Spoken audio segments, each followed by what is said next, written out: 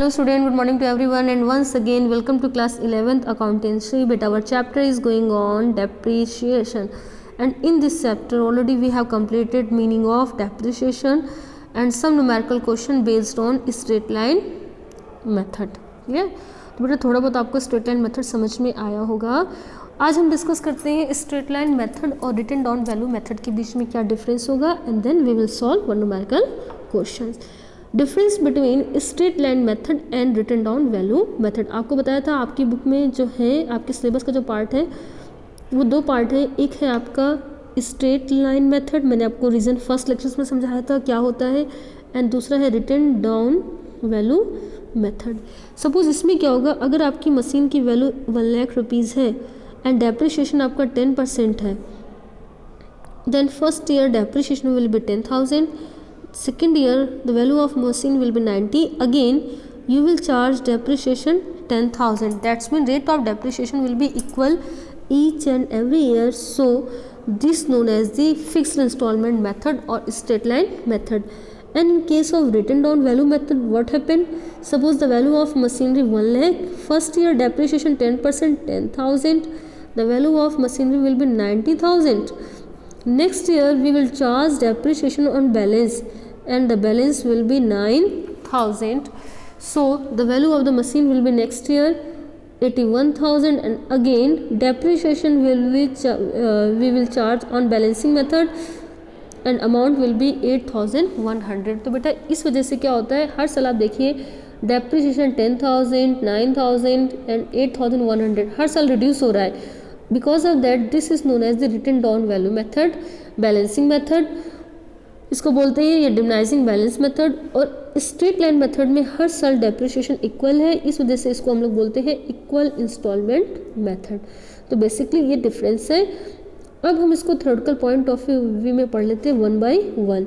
In straight line method first जो base of differences है, amount of depreciation, equal depreciation is charge every year. जो just अभी मैंने आपको समझाया, equal depreciation will be charge every year. Clear. Second point क्या है आपका, depreciation goes on decreasing every year. ठीक है, डेप्रिशिएशन हर साल डिक्रीज होगा. जो सेकेंड पॉइंट है, depreciation is charge on the original cost of the assets.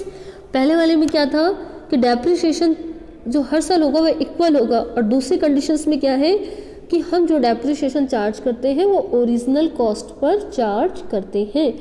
But in written down value method में डेप्रिशिएशन जो बेटा चार्ज होगा, in written down value method में depreciation charge on the reducing balance of the assets. अभी आपको समझाया था जैसा कि मैंने एग्जांपल में कि अगर यहाँ पर डेप्रिशिएशन 1 लाख में चार्ज हो रहा है तो फर्स्ट ईयर में 10,000 है, सेकेंड ईयर में जो डेप्रिशिएशन वैल्यू तो हो जाएगी मशीन की 90,000, लेकिन डेप्रिशिएशन हमेशा ओरिजिनल कॉस्ट पे चार्ज होगा. एंड हेयर बैलेंसिंग मेथड पे चार्ज होगा, यानी कि मशीन की वैल्यू 90,000 है, so depreciation will be charge on 90,000. ये डिफरेंस है. Next, the book value of the assets can be reduced to zero. Zero हो सकती है, reduce to zero, but the book value of the assets can never be reduced zero. इसमें क्या होगा, balancing method में कभी भी एसेट्स की वैल्यू ज़ीरो नहीं होगी. नेक्स्ट है आपका combined effect of the depreciation and repair on profit and loss account. तो क्या इफेक्ट पड़ता है इसका प्रॉफिट एंड लॉस अकाउंट में स्ट्रेट लाइन मेथड का और आपका रिटन डाउन वैल्यू मेथड का. Combined burden on account of depreciation and repairs will B lighter in earlier years and the higher during the later years. इसमें क्या होगा, starting year में जो बर्डन है वो कम हो जाएगा और जो रिड्यूसिंग ईयर है वहाँ पर बर्डन ज़्यादा हो जाएगा. Example first, second, third, fourth. बेटा मशीन की जो काम करने की कैपेसिटी है वो फर्स्ट ईयर में बहुत अच्छी होगी कंपेयर टू लास्ट ईयर, लेकिन डेप्रिशिएशन तो हर साल 10 लाख ही लग रहा है ना, 10,000. तो फर्स्ट ईयर में तो बर्डन मशीन ज़्यादा अच्छी है, हेल्दी है, नहीं है तब भी बर्डन 10,000 का है, और लास्ट ईयर में मशीन पुअर हो चुकी है, ओल्ड हो चुकी है, रिपेयर कॉस्ट भी बढ़ रही है, लेकिन फिर भी डेप्रिशिएशन कितना है, 10,000 का ही है. तो यहाँ पर क्या हुआ कि लास्ट ईयर में जो हैवी हो जाता है burden. Here burden, combined burden on the account of depreciation repairs will be almost equal over different years, जो बर्डन होगा ऑलमोस्ट इक्वल होता है हर एक साल में, बिकॉज हम डिमनाइजिंग मेथड से डेप्रिसिएशन चार्ज करते हैं। नेक्स्ट बेटा अगर हम बात करते हैं, rate of depreciation is kept low in comparison diminishing balance method. जो रेट ऑफ डेप्रिसिएशन होता है ना, लो होता है यहाँ पर स्ट्रेट लाइन मेथड में कंपेयर टू लो रखा जाता है डेप्रिसिएशन। इसमें क्या होता है, rate of depreciation is kept high in comparison to original cost method. इसमें जो रेट ऑफ डेप्रिसिएशन होता है वो, क्योंकि इसमें रिड्यूसिंग बैलेंस पर लगेगा बेटा हर साल, तो रेट ऑफ डेप्रिसिएशन होता है ये हाई होता है compare to original cost method.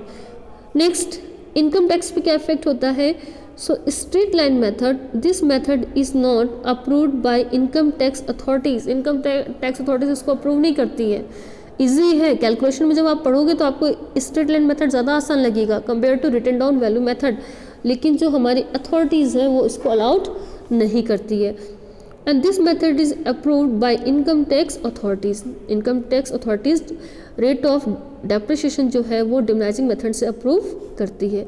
Next की अगर बात करते हैं लास्ट की, it is suitable for in which assets, it is suitable for assets in which repair charges are less and the possibility of the obsolescence is less, such as land, building, patent, trademark। तो किस तरह की assets में ये ज़्यादा suitable है, land, building, patent, trademark, यहाँ पर आपका ये बहुत बेटर है डेप्रिसिएशन स्ट्रेट लाइन मेथड से इन एसेट्स पे चार्ज करना।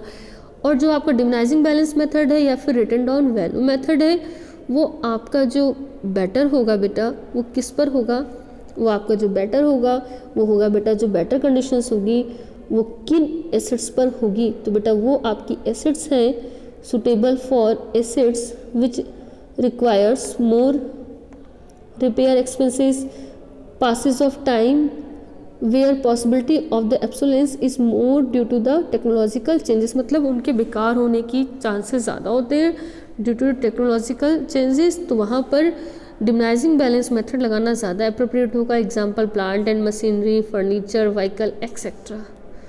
तो आई होप आपको ये पॉइंट समझ में आया होगा जो मैंने आपको बताया, difference between straight line method and written down value method. बेटा वैसे तो बहुत सारे मेथड हैं, लेकिन बेसिकली मैंने फिर बताया आपके जो सिलेबस का पार्ट है वो आपके ये है, तो इसमें से भी आपके 1 मार्क्स से क्वेश्चन बन सकते हैं, एमसीक्यू टाइप ऑफ क्वेश्चंस बन सकते हैं। जब आप इन क्वेश्चंस को करिए बेटा तो यहाँ पर आप ज़रूर ध्यान में रखिए कि इनके बेसिस कौन कौन से हैं।